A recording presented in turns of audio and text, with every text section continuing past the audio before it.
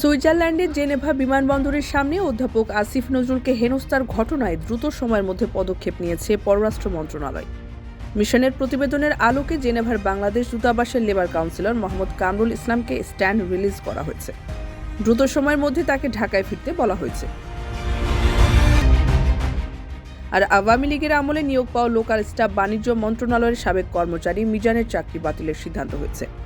এর আগে উপদেষ্টার সঙ্গে প্রোটোকল থাকার পরও কেন এমন ঘটনা ঘটল এবং এর সঙ্গে কাদের যোগসাজশ রয়েছে তা জানতে চেয়ে সুইজারল্যান্ডের জেনেভার বাংলাদেশ দূতাবাস ও স্থায়ী মিশনের কূটনৈতিক পত্রের মাধ্যমে ব্যাখ্যা চায় মন্ত্রণালয়।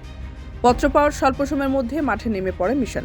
ইতোমধ্যে তথ্য সংগ্রহ করে ঢাকায় প্রতিবেদন পাঠিয়েছে জেনেভার বাংলাদেশ দূতাবাস ও স্থায়ী মিশন।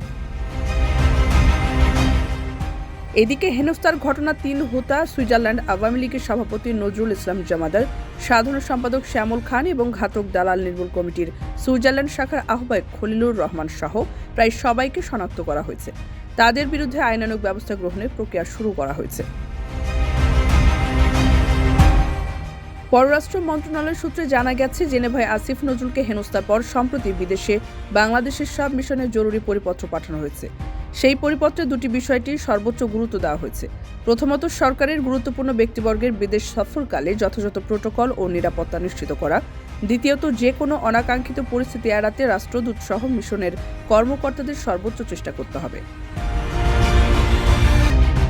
কারো কাছে স্বপ্ন পূরণ, কারো আনন্দের উপলক্ষ, আবার কারো জীবন পাল্টে দেওয়ার মুহূর্ত, কখনো জীবন বাঁচাতে সর্বোচ্চ গতিতে উড়ে চলা, কারো আবেগের শেষ মুহূর্ত, আপনজনের শেষ বিদায়ে শামিল হওয়া, এমন সব ইচ্ছে পূরণে সর্বনিম্ন ভাড়ায় দ্রুতগতির বাহন প্রবাসীর হেলিকপ্টার। আপনার প্রয়োজনে যোগাযোগ করুন আমাদের হটলাইনে।